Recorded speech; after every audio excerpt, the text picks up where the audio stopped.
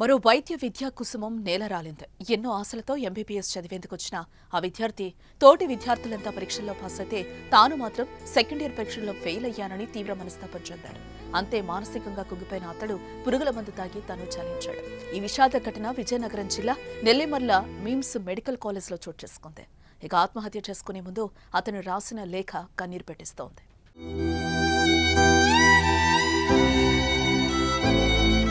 అమ్మా నాన్న, నన్ను క్షమించండి. బతకాలంటే భయమేస్తోంది.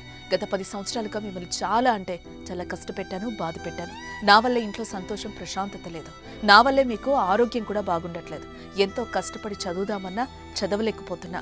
రకరకాల ఆలోచనలు నా చుట్టూ ఉన్న వాళ్లను ఏదో విధంగా బాధ పెడుతూనే ఉన్నాయి. ఆందోళన, కోపం, బాధ, భయం ఎందుకు ఎక్కువైపోతుందో తెలీదు. చనిపోవాలనే ఆలోచనలు నన్ను వెంటాడుతున్నాయి. కానీ ఎవ్వరికీ చెప్పలేదు. నా వల్ల ఇప్పటికే తమ్ముడు కూడా ఎంతో బాధపడుతున్నాడు. నా కోసం మీరెంతో చేశారు, కానీ నేను మాత్రం మిమ్మల్ని బాధ పెడుతూనే ఉన్నా. మీ నిద్ర, ఆరోగ్యం అన్నీ నా వల్లే పోతున్నాయి. అందుకే బతకాలంటే భయమేస్తోందమ్మా. నాలాంటి పిచ్చోడు ఉండకూడదు. మీరు ఆనందంగా ఉండడమే నాకు కావాలి. డాడీ, అమ్మా, నన్ను క్షమించండి. ఇది ఓ మెడికల్ కాలేజ్ విద్యార్థి రాసిన చివరి లేఖ.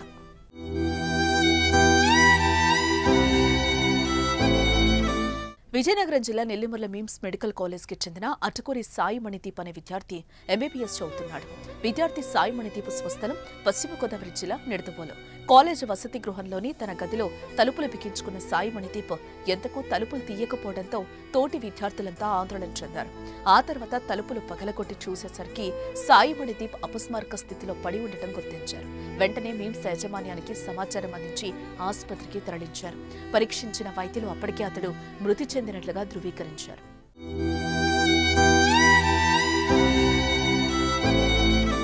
సాయి మణిదీప్ 2వ ఏడాది ఎంబీబీఎస్ పరీక్ష ఫెయిల్ అయ్యాడని, దీంతో మానసికంగా ఆందోళనకు గురైనట్లుగా తెలుస్తోంది.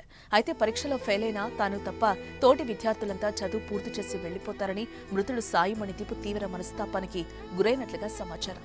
ఈ క్రమంలోనే పురుగుల మందు తాగి ఆత్మహత్యకు పాల్పడి ఉంటాడని పోలీసులు అనుమానిస్తున్నారు.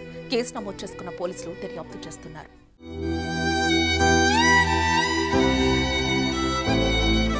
తమ కుమారుడు వైద్య వృత్తిలో స్థిరపడతాడని ఆ తల్లిదండ్రులు ఎంతో సంబరపడిపోయారు. మరికొన్ని రోజుల్లో ఎంబీబీఎస్ పట్టా పుచ్చుకుని రోగులతో పాటు తమకు కూడా వైద్య సేవలు అందిస్తాడని ఆశపడ్డారు. అయితే వారి ఆశలు అడియాశలయ్యాయి. చేతికందొచ్చిన కొడుకు బలవన్మరణానికి పాల్పడడంతో తల్లిదండ్రులు కన్నీరు మున్నీరుగా విలపిస్తున్నారు. తమ ధైర్యం, తమ ఆశ, తమ భవిష్యత్తు నువ్వే అనుకుంటే ఇలా చేసేవేంటి మణిదీప్ అంటూ గుండెలు పగిలేలా బాధపడుతున్నారు.